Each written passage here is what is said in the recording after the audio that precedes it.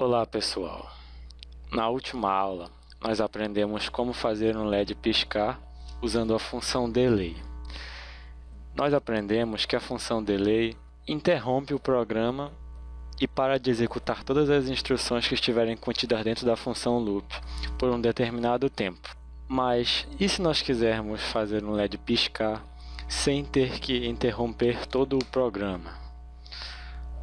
É isso que nós aprenderemos hoje. Mas antes de irmos direto para o código, vamos falar um pouco sobre um conceito muito importante na computação, que é a máquina de estados. Uma máquina de estado é um modelo matemático utilizado para representar programas de computadores ou circuitos lógicos. A partir do conceito de máquina de estado, nós podemos modelar diversos tipos de problemas. Uma máquina de estado, ela possui vários estados. E, obrigatoriamente, num determinado momento, a máquina tem que estar em um desses estados. Cada um desses estados vai armazenar informações sobre o que aconteceu anteriormente. O estado que a máquina possui naquele momento é chamado de estado atual. Se a máquina possui um estado atual e se a máquina está num determinado estado, para ela poder modificar o estado, a gente tem que ter uma condição específica. Então, uma transição ocorre a partir de uma determinada condição e indica uma mudança de estado. Simples, não é? Então, como é que isso vai ajudar a gente a fazer um LED piscar sem ter que interromper todo o programa? Vocês conseguem pensar em alguma solução? Nós temos diversas, não é? Diversas maneiras de fazer isso. Dentre as possíveis soluções, o que a gente poderia fazer? Criar uma variável e dentro dessa variável guardar o estado do LED naquele momento, e outra variável nós poderíamos guardar quando foi a última vez que o LED mudou de estado, ou seja, a última vez que ele acendeu ou apagou. E aí, a cada vez que a nossa função loop, executasse, já que ela executa infinitamente, ela repete infinitamente, então a cada vez que essa função executasse, ela iria verificar se já está na hora do LED mudar de estado ou não. E como é que ela iria saber se é hora de mudar o estado ou não? Aí nós teremos que definir um intervalo de tempo, certo? Uma condição que seria a nossa condição para o LED mudar de estado. E nós temos dois estados na nossa máquina, que é ligado ou desligado. Ou o LED está desligado ou o LED está ligado. Nunca vai fugir disso. Então, ela sempre tem que estar em um dos dois estados. A condição para mudar de estado é que o microcontrolador espere 1 segundo. O estado da nossa máquina vai ser representado pelas variáveis que controlam se o LED está aceso ou apagado e as variáveis que mantêm o controle de quando a última mudança aconteceu. Nós também temos a parte do código que vai ficar responsável por verificar esse estado e tomar a decisão de quando o estado deve mudar. Essa parte do código vai representar a máquina, a parte da máquina.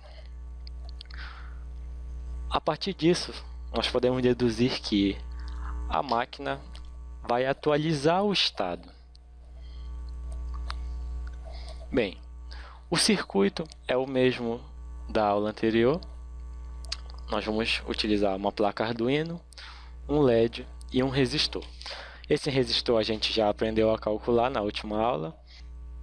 E lembrando também que nós não necessariamente precisamos desse hardware, porque nós temos um LED e um resistor integrado na placa Arduino ao pino 13.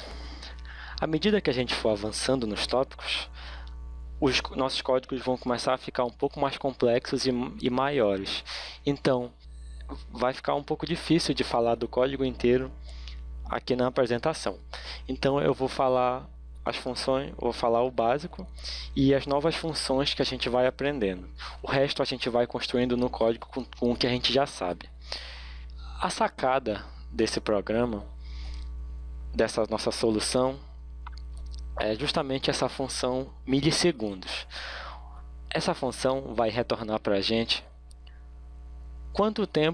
há quanto tempo o Arduino está executando. Ou seja, a gente vai alimentar o Arduino e essa função vai começar a executar após ele ser inicializado. E ela vai contar o tempo que passou, desde que isso aconteceu até o momento atual. Para a gente guardar variáveis do tipo tempo, para a gente guardar valores de tempo, a gente geralmente vai utilizar essa variável unsignedLong, que traduzindo seria um número grande não sinalizado. Vamos entender melhor o que é isso, falando dos outros tipos de dados que nós temos no Arduino. Dentre os diversos tipos de dados que nós temos no Arduino, nós temos os valores inteiros, que é o tipo de dado mais comum, é geralmente o primeiro que a gente aprende, e ele vai armazenar valores de 16 bits, ou seja, 2 bytes, que compreendem os valores de menos 32.768 até 32.767. Isso porque nós temos o zero também, né, que é um valor. A variável do tipo unsignedInt, ou seja, um int não sinalizado, ele vai armazenar somente valores positivos, né? Nós vamos ter a mesma quantidade de dados do tipo inteiro, só que ele vai de 0 até 65.535, que é a mesma quantidade de valores, só que nós não temos a parte negativa agora. É importante a gente falar que, por exemplo, na linguagem C, uma variável do tipo inteiro, ela pode representar valores de até 32 bits. No Arduino Uno e em outras placas Arduino baseadas no microcontrolador ATmega, uma variável do tipo inteiro vai armazenar valores de 16 bits. Uma variável do tipo long no Arduino, ele vai armazenar valores inteiros de 32 bits, ou seja, 4 bytes, que é o dobro do que nós temos no tipo inteiro. E ele vai desse valor aí grandão, negativo, até positivo. Então, logicamente, uma variável do tipo long não sinalizada é o que? Vai armazenar para a gente a mesma quantidade de valores, só que agora ela vai de 0 até um valor positivo, que é esse que está aí na tela. Feito isso, nós podemos ir para o nosso código.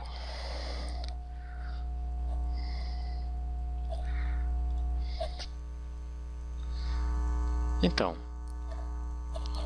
aqui na nossa ideia do Arduino, nós temos esse exemplo aqui em digital do blink sem delay, ou seja, fazer piscar sem interromper o programa.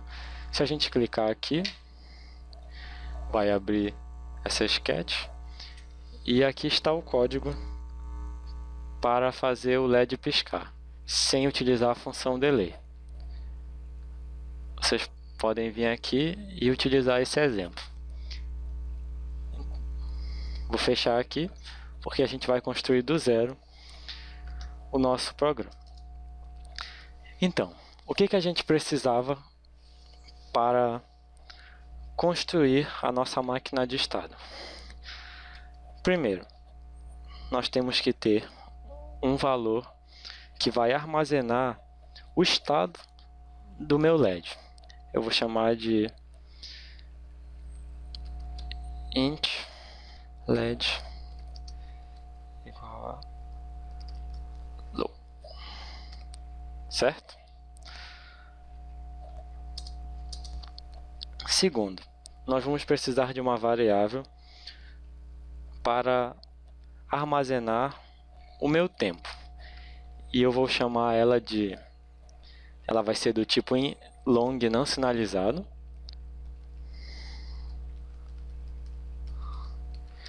e eu vou chamar de tempo atual. Vou inicializar ela com o valor 0, porque o nosso tempo vai começar de 0 e vai contar até um determinado valor. Eu vou criar também uma outra variável do tipo long não sinalizado.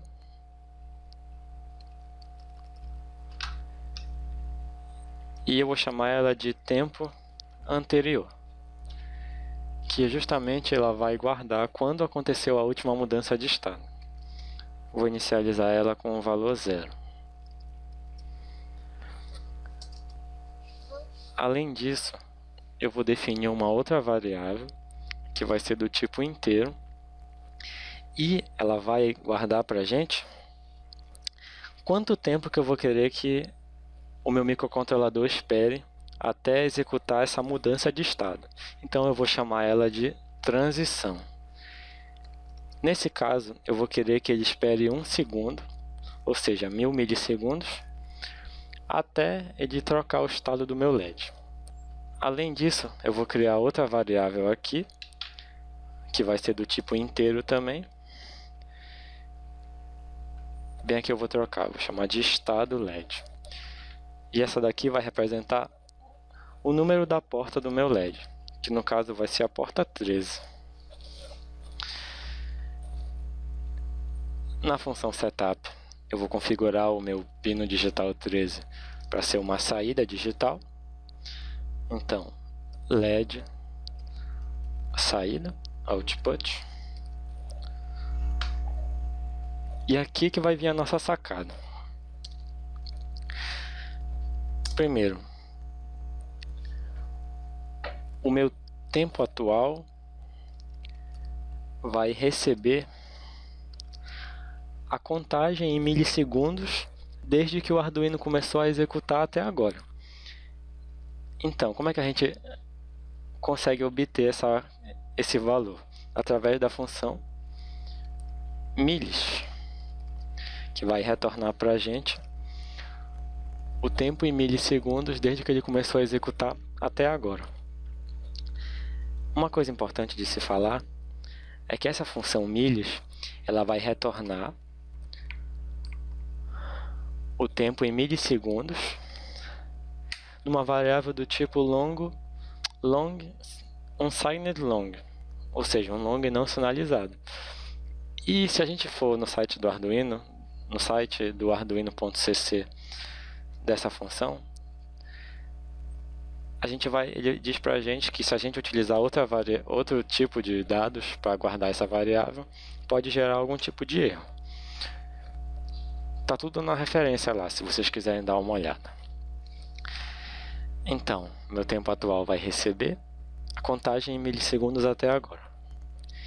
E aí, o que eu vou fazer agora? Eu vou criar aqui uma condição, certo? Que é a condição da minha máquina de estado para ela efetuar a mudança de estado. Então, se o meu tempo atual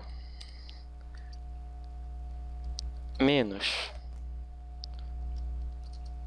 o meu tempo anterior for maior ou igual à transição, que é o valor que eu defini aqui em cima, que ele vai esperar até efetuar a transição. Se isso for verdadeiro, ele vai executar alguma ação. Mas antes de executar essa ação, vamos avaliar essa expressão aqui que eu acabei de escrever. Bem, o meu tempo atual vai receber a quantidade, o valor em milissegundos desde que o programa começou a executar até agora. Vamos considerar o começo do programa, em que a contagem aqui ainda é 0. No início do programa, o tempo anterior também é 0, porque eu defini aqui em cima. E a transição, o valor de transição, o valor que ele vai esperar até ocorrer a transição é 1 segundo. Então, 0 menos 0 não é maior ou igual a 1000. Então, não vai executar o que estiver dentro do if. Agora, passado meio segundo ou 500 milissegundos, vamos avaliar novamente. 500 menos 0 também não é maior nem igual a 1000. Agora, passado 1 segundo, o meu tempo atual, que é 1000 menos 0, agora sim, ele é igual a 1000. Então, quando isso acontecer, vamos entrar dentro aqui do if. O que ele vai fazer quando isso acontecer? Eu vou ter que armazenar na minha variável tempo anterior o valor de tempo atual. Ou seja, eu vou armazenar aqui em tempo anterior quando foi a última vez que ocorreu a mudança de estado, certo? E aí, lógico, eu vou ter que efetuar essa mudança de estado. Então, bem aqui em cima, o meu LED começa em nível lógico baixo. E eu vou ter que mudar ele para nível lógico alto. E se ele estiver em nível lógico alto, eu vou ter que mudar para nível lógico baixo. Então, se o meu estado LED, se o estado do meu LED for igual, lembre que quando a gente está fazendo uma comparação, a gente utiliza duas vezes o igual. Quando a gente quer fazer uma atribuição, a gente usa igual uma vez. Então, se o estado do meu LED for igual a low,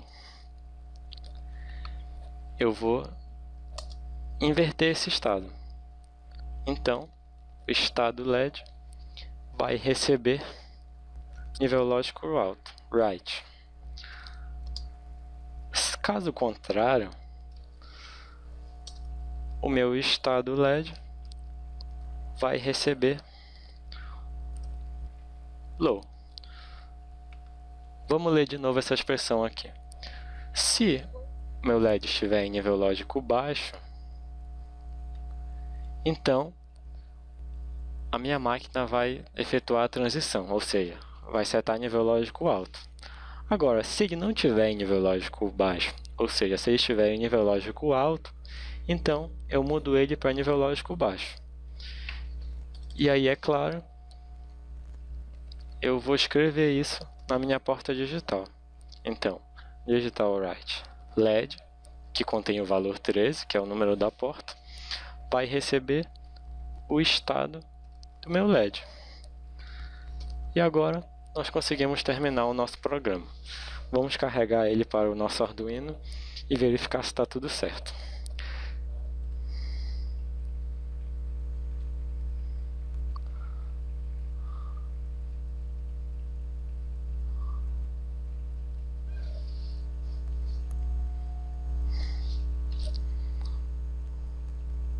Bem, aparentemente está tudo funcionando corretamente. E como eu estou vendo aqui na minha placa do Arduino, ele está piscando de um em um segundo. Cada segundo ele apaga, passado mais um segundo ele acende. Vamos jogar isso no nosso simulador. Eu vou copiar esse código. Eu vou vir aqui no 123dcircuits.io, que foi o site que eu apresentei para vocês na última aula para simular nossos circuitos no Arduino. Eu vou adicionar aqui em componentes um Arduino Uno, aqui para baixo, adicionar.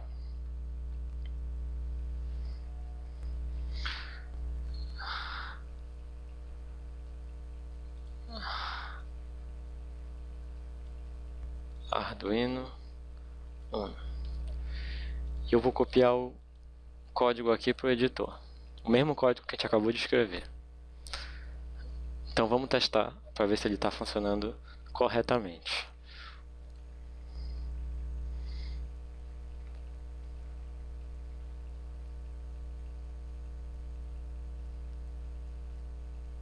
Opa!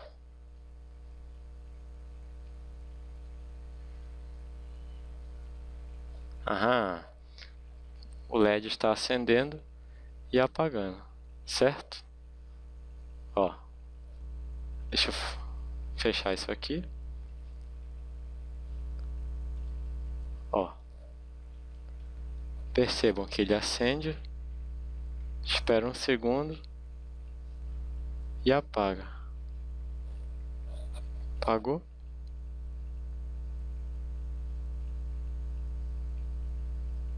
Acendeu. Só que ele não tá esperando só um segundo, tá esperando mais. Por quê? Vamos ver aqui no nosso código. Transição 1000. Não sei por quê, tá estranho. Então, gente, fazendo alguns testes aqui, eu descobri que ele não está funcionando corretamente porque aqui ele não conta o tempo exatamente como o microcontrolador do Arduino faz. Então provavelmente ele funciona a partir da, sei lá, da velocidade da internet, ou então da velocidade que o nosso aplicativo aqui online dispõe para o nosso microcontrolador. Mas se vocês verificarem na placa de vocês, como eu estou verificando na minha, o código está funcionando perfeitamente. Certo? Ok. Então, agora a gente não precisa mais interromper o nosso programa inteiro para fazer aquele trabalho de acender e apagar o LED. E se a gente quiser colocar código para fazer outro código para fazer alguma outra coisa, a gente vai colocar bem aqui. Então, bem aqui, a gente vai colocar o resto do código. E agora a gente não precisa mais travar nosso programa, interromper o nosso programa para acender e apagar. Nós fazemos isso simplesmente armazenando o valor do LED e a última vez que isso aconteceu. Essa foi mais uma videoaula sobre o Arduino, em que nós aprendemos como acender e apagar um LED através do conceito de máquina de estado, sem nós termos que interromper o programa para fazermos isso. Então, muito obrigado por terem assistido e até a próxima aula. Valeu!